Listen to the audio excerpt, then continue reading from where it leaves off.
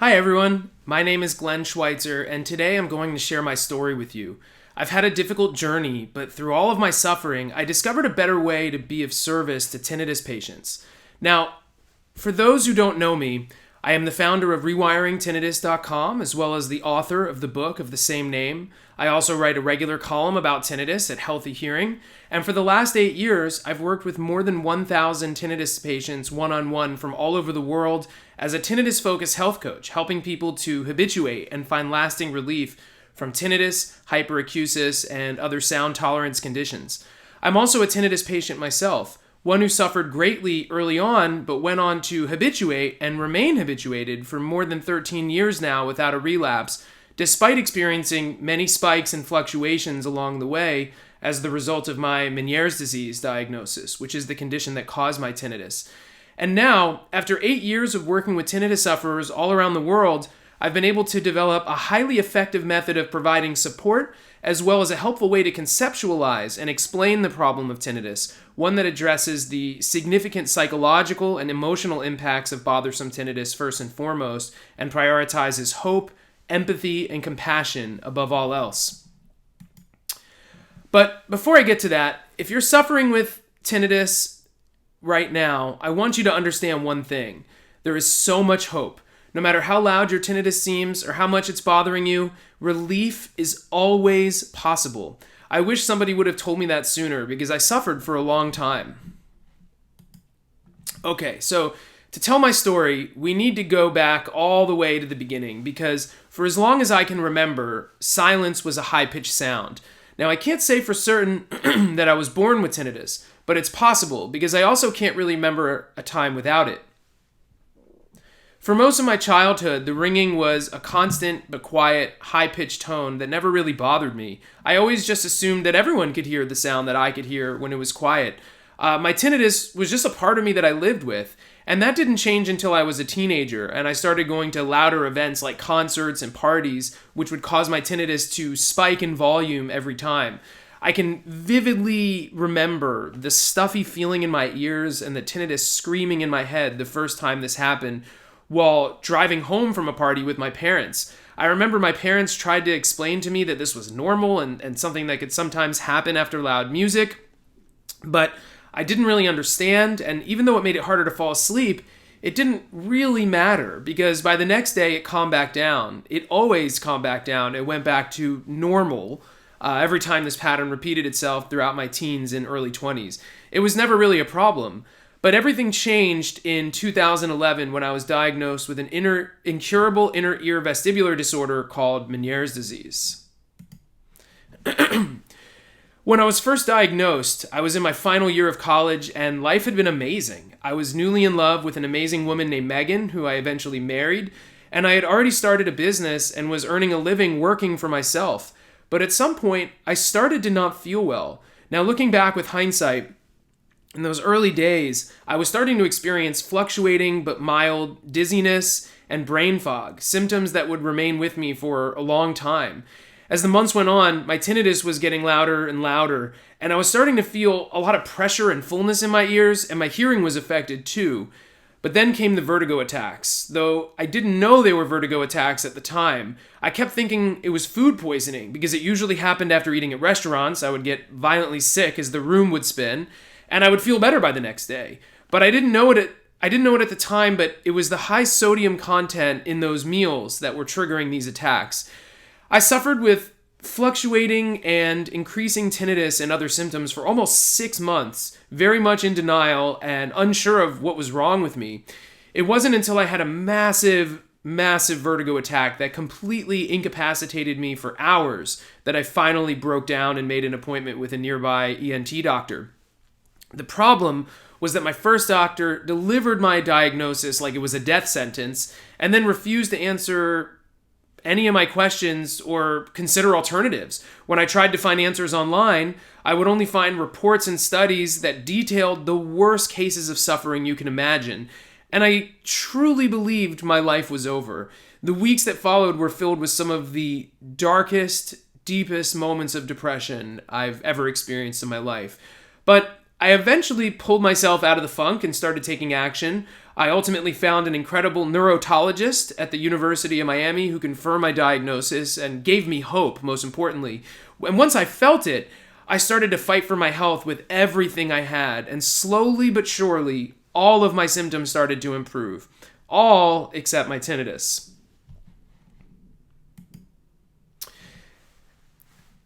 Throughout my entire Meniere's journey, my tinnitus was extremely loud, but the vertigo attacks and the other symptoms were a lot scarier.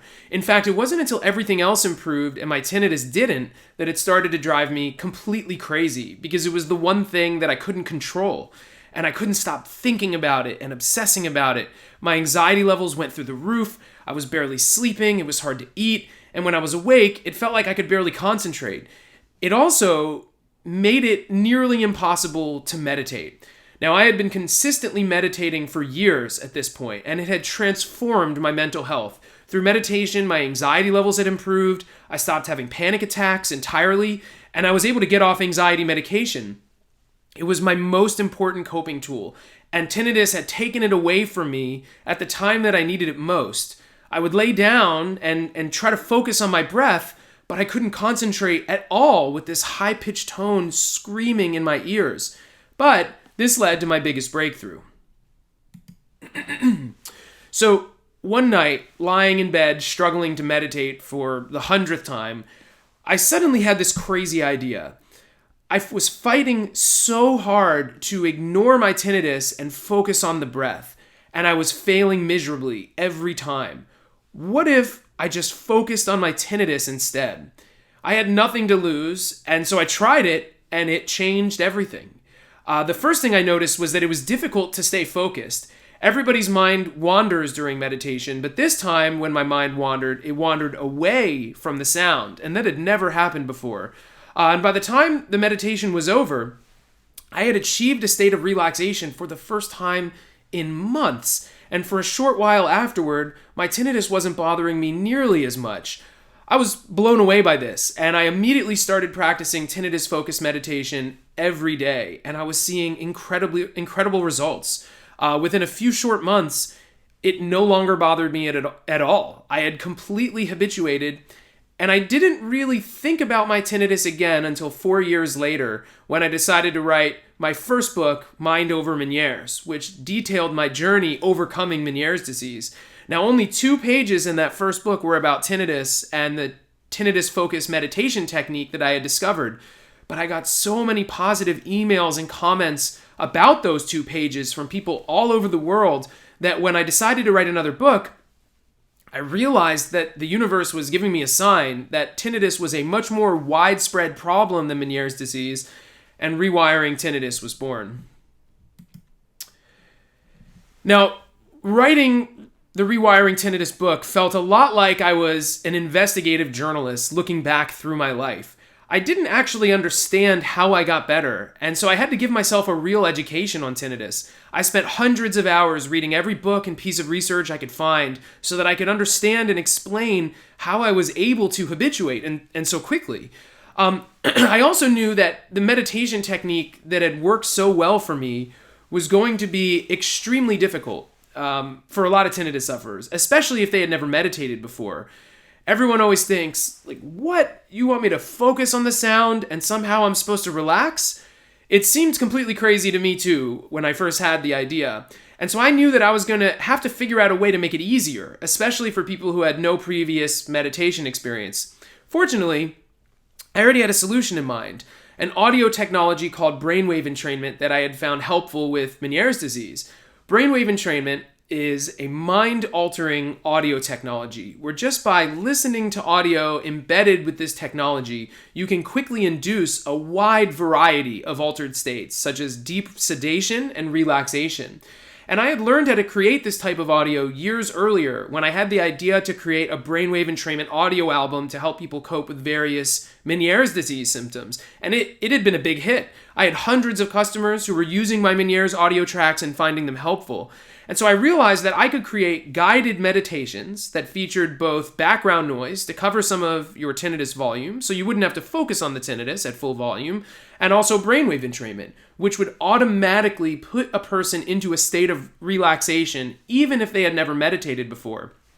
These guided meditations are now available as a part of a much larger album of brainwave entrainment audio tracks I created called the Rewiring Tinnitus Relief Project, and there's several for free that you can try as well. Now, I also knew that meditation alone would not be enough, that a holistic approach was going to be necessary because every case of tinnitus was unique and every patient has different needs. My goal was to create a comprehensive program of coping strategies, tinnitus management techniques, and tools to address all of the difficult challenges patients had to face throughout the day and night. My central belief was that most tinnitus sufferers were just trying to ignore the sound and avoid the problem by drowning it out with noise, staying as busy as possible, or trying to calm down when feeling anxious. But problems always get worse when we avoid them. This is true of emotional, psychological, and physiological problems, all of which apply to tinnitus. My tinnitus-focused meditation practice seemed to solve this avoidance issue directly. Because meditation is deeply relaxing when you practice it often and get better at it, and because you can focus on anything you want to when you meditate, there's ultimately nothing special about the breath, or a mantra, or anything else you might choose to focus on. By choosing to focus on the sound of your tinnitus, but still achieving the meditative state of calm and relaxation as a direct result of doing so, you're giving your nervous system and your brain an emotionally positive experience that it's never had before to start to associate with the sound of your tinnitus. I like to now think of it as a kind of relaxation-enhanced exposure therapy. And once you're doing this practice daily, you're no longer avoiding your tinnitus at all. So the rest of the time when you're not meditating, these avoidance behaviors that would normally work against you can become powerful coping strategies that raise quality of life considerably in the short term. Now, I'm very proud of what I accomplished with my book, but at the end of the day, it was still just an analysis of my own personal experience with tinnitus. But now, after 8 years of working with tinnitus patients, I feel that I understand tinnitus much more deeply. And as a result, my ideas and protocols have evolved considerably. And now I view tinnitus through a different lens. In my opinion, the health condition that most closely resembles tinnitus is not any other physical health or hearing problem, but post-traumatic stress disorder, PTSD. To me, the lived experience of a person with bothersome tinnitus resembles the experience of PTSD in almost every way. And I believe that when you approach tinnitus with this perspective in mind, it enables not just better outcomes, but a much more empathetic and compassionate connection with patients.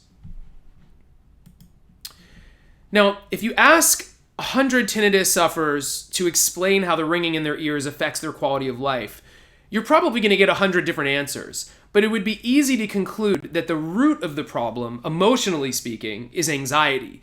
When the sound of tinnitus causes a very intense fight or flight stress response that never fully goes away because the sound never stops, it certainly feels like anxiety.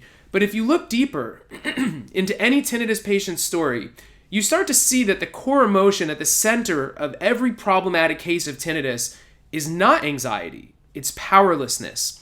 It's feeling utterly powerless to find any kind of relief in the face of a confusing health problem that is actively destroying your quality of life. All of the anxiety, fear, sadness, and every other negative emotion that tinnitus sufferers experience, it all flows outward from this central feeling of powerlessness, which is amplified at every step of the journey.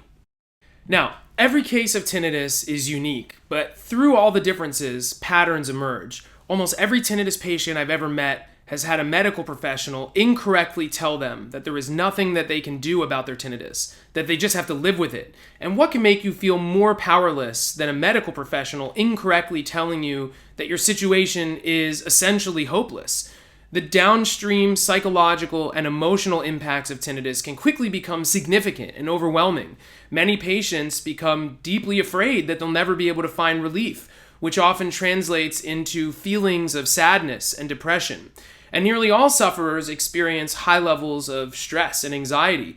At some point, most patients look online for answers, but only end up feeling worse, because you just find all the other people who are feeling powerless and have suffered longer than you, and you start to think, not only am I powerless, but everyone else is too, and it gets so much worse than I could have imagined.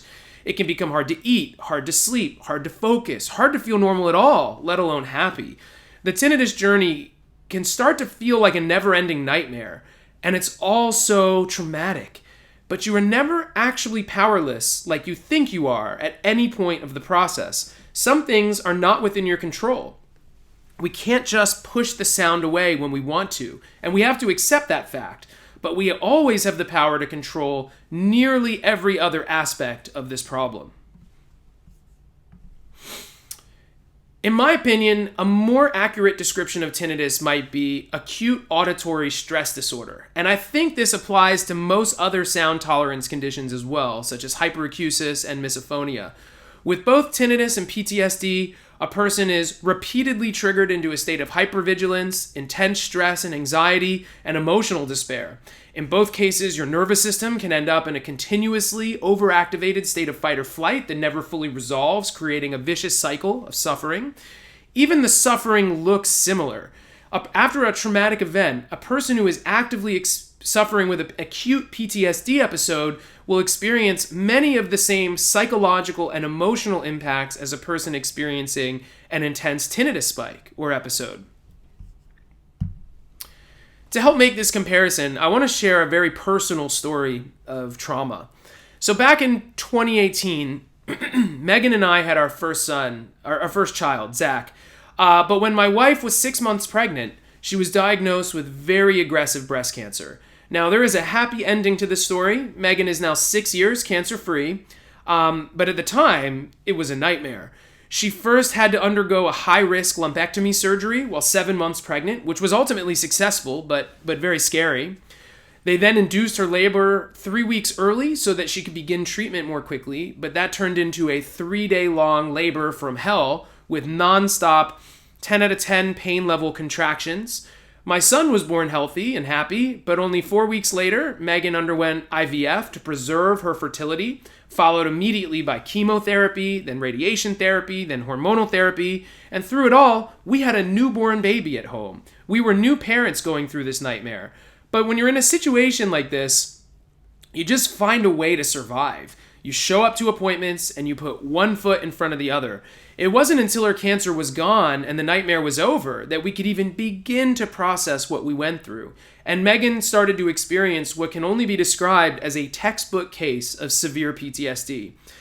For months, she worked as hard as she could to try to get better, trying any and every option available to her, including medications, intensive counseling, breath work, EMDR therapy, meditation, and more. And it was all working, but very slowly. At first, she would have better days here and there, then better weeks and better months. But let's say she was having a great week, when inevitably something would trigger her and she would have another episode. During PTSD episodes, Megan wouldn't dissociate, but she would feel like it had all just happened. And all the emotions and difficult memories would flood into her mind. And in this moment of despair, not only would she not remember that she had just been having a great week, she wouldn't remember that there had been any good days since the cancer diagnosis. And even though it wasn't true, it felt true in the irrational moment of this PTSD episode. And so if there hasn't been any good days so far, then there were no good days coming. Like, how could that be possible? She would say that it felt like she was on a ship lost at sea. And not only was there no land in sight, but there never actually was land before, and never would be ever again. And this is exactly what tinnitus can feel like too, especially difficult tinnitus spikes. Even if you're doing well and making progress with habituation, a tinnitus spike can bring all the suffering back in a way that makes you feel like you're right back to square one starting over again. The good news is that while we may not be able to cure tinnitus and just make it disappear, we can completely solve the PTSD-like emotional and psychological response a sufferer develops to the sound. In my opinion, tinnitus, like PTSD, requires a multidisciplinary and personalized treatment approach. The best results are often achieved through a combination of different therapeutic modalities like counseling, coaching, meditation and meditation and mindfulness exercises, sound therapy, treatment devices like hearing aids when necessary, relaxation techniques, coping tools, and mind-body techniques, just to name a few. There may not be a one-size-fits-all solution in either case, but with the right toolkit, acute stress disorders of all varieties can be resolved and quality of life can be restored. Tinnitus is no exception. I truly believe that it's this perspective and framing of tinnitus as an acute stress disorder which has enabled me to not only create deeper connections with my patients and clients, but to see much better outcomes as well. I also truly believe that every tinnitus patient can find relief by working to habituate, or at the very least, dramatically improve their quality of life. But so few patients actually get this message or meaningful support of any kind from medical professionals. Instead, so many patients are just left feeling dismissed by the people they look to for help and understanding. But I realized early on that I could be the person who believes their suffering is real and important. I could listen to their story in its entirety and not only validate their pain, but help them understand their pain in a way that feels empowering and hopeful. Connecting with tinnitus patients in this way takes a lot more time and effort than I expected, and so I started spending more time with my clients, especially when first starting out. I now offer free consultation calls, 45-minute calls to everyone who applies for my coaching program, and my first session with every new tinnitus sufferer is about 2.5 hours long. And I try to do everything I can to make sure my clients know that they are not alone, that I'm available to them if they need me, and that they can and will improve. I truly believe that these are lessons that every person working to support tinnitus patients can benefit from. And if you're suffering right now, I want you to remember that there is always hope. Lasting and meaningful relief is possible today, and it doesn't require a cure. Tinnitus is a solvable problem, in my opinion. I hope you all found this helpful. I want to let everyone know that the ebook version of Rewiring Tinnitus is free on Amazon for the next few days, so make sure to go grab a free copy. And if you're interested in working with me one-on-one, or if you want to connect or check out my books or audio, you can find links and all kinds of free resources at rewiringtinnitus.com/HHTM. That's rewiringtinnitus.com/HHTM. Have a great day, everybody.